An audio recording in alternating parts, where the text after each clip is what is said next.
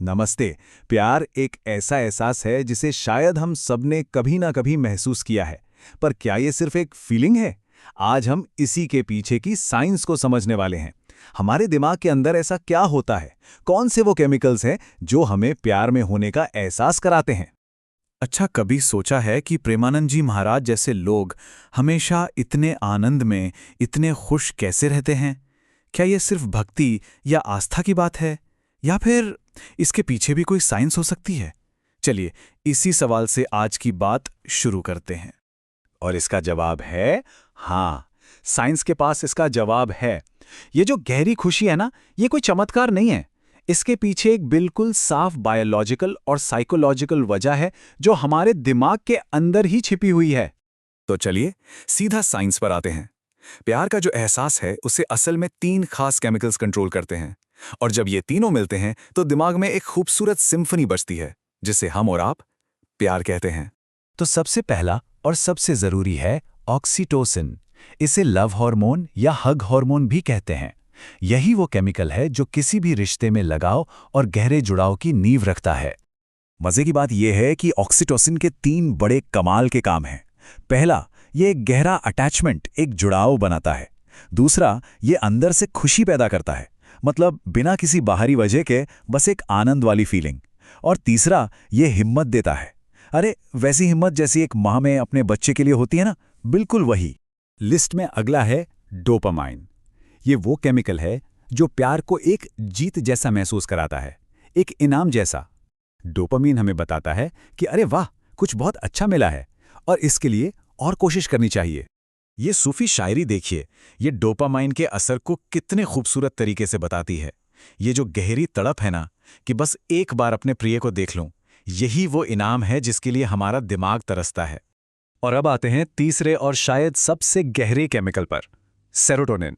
ये एक ऐसी स्टेबल, परमानेंट खुशी के लिए जिम्मेदार है जो कभी खत्म नहीं होती। इसे आप कुदरत का जादू भी कह सकते हैं। सेरोटोनिन के असर तो कमाल के हैं। ये दर्द सहने की ताकत इतनी बढ़ा देता है कि इंसान बड़ी से बड़ी मुश्किल में भी मुस्कुरा सकता है। यही वो केमिकल है जो स्थिर प्रज्ञ वाली स्थिति बनाता है, एक परमानेंट आनंद की अवस्था, वैसी ही जैसी हमें प्रेमानंद जी महाराज में दिखाई देती है। तो किसी भी गहरे प्यार या भक्ति का जो नेचुरल रास्ता है वो कुछ ऐसा है। सबसे पहले ऑक्सीटोसिन से जुड़ाव होता है, फिर डोपामाइन उस जुड़ाव को इनाम की तरह महसूस कराता है, और आखिर में सेरोटोनिन से वो रिश्ता एक पक्की गहरी खुशी में बदल जाता है। चलिए अब जरा ये देखते हैं कि प्यार की ये जो नेचुरल प्रोसेस है, इसके मुकाबले आज का मॉडर्न लॉजिक वाला तरीका कैसा है। दोनों में कितना फर्क है। और फर्क देखिए, जमीन आसमान का है। सच्चा प्यार या भक्ति वो दिल से, इमोशन से शुरू होती है। वहीं ये जो आजकल का रील वाला लॉजिकल प्यार है वो दिमाग से शुरू होता है, जो फौरन एक अलर्ट मोड में चला जाता है। एक की नींव है कनेक्शन, तो दूसरे की शक और जांच पड़ताल।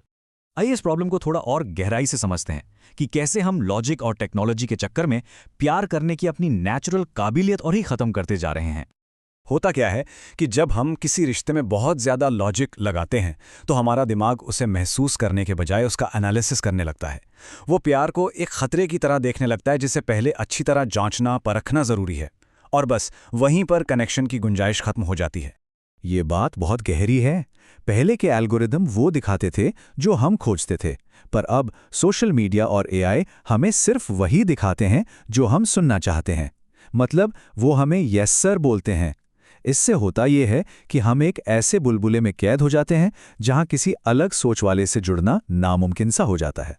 ये जो रील कल्चर है, ये हमारे प्यार करने के नेचुरल तरीके को हाईजैक कर लेता है। दिमाग हमेशा लॉजिक मोड में रहता है और लगाव और सहानुभूति की जगह एक चेकलिस्ट ले लेती है जहां हम बस सही और गलत पर टिक लगा रहे होते हैं। फिल्म वीर ज़ारा याद है? कैसे वो दोनों एक दूसरे को देखे बिना भी एक दूसरे की मौजूदगी महसूस कर लेते थे। बस यही है वो गहरा दिल का कनेक्शन, एक तरह की टेलीपैथी जिसे हमारा लॉजिक, हमारा दिमाग खत्म कर देता है।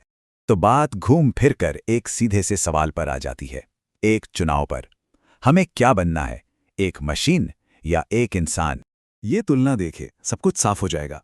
एक मशीन, मान लीजिए एक ऑटोमेटिक गेट, वो क्या करेगा? चेहरा स्कैन करेगा, नियम देखेगा और अगर मंजूरी मिली तो गेट खोल देगा। लेकिन वहीं अगर एक इंसान एक गेट कीपर खड़ा हो और वो किसी प्यासे को देखे तो वो नियमों से पहले इंसानियत के नाते गेट खोल देगा। बस यही फर्क है ठंडे लॉजिक और इंसानी हमदर्दी में। और यहीं से सबसे बड़ा सबक मिलता है।